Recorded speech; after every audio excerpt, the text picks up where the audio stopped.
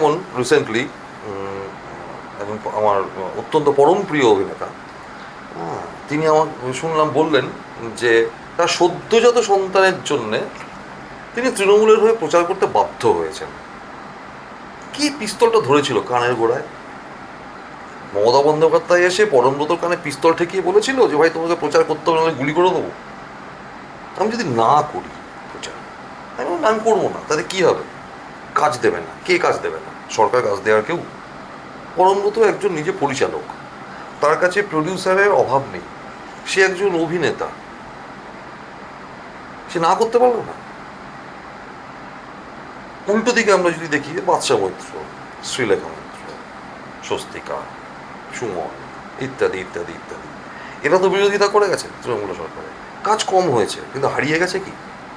হারিয়ে তো যায়নি। তার মানে বেসিক ফারাক যে জায়গাটাতে, সেটা শির দাঁড়ায়। পরম এখন বুঝেছে, এই যে ওর নামে এফআইআর টেফআইআর হয়েছে আর কি, পরম এখন বুঝেছে যে চাপ আছে, বস যা বলে ফেলেছি, হেভি চাপ আছে, ওদের ঘুরতে হবে। অভয়ের সময় যারা সামনে ছিল তাদেরকেও না ওরকম হুমকি দেওয়া হয়েছিল, তোমাদেরকে কাজে নেওয়া হবে না, তোমাদের ছবি রিলিজ করতে দেওয়া হবে না, তোমরা হারিয়ে যাবে ইন্ডাস্ট্রি থেকে।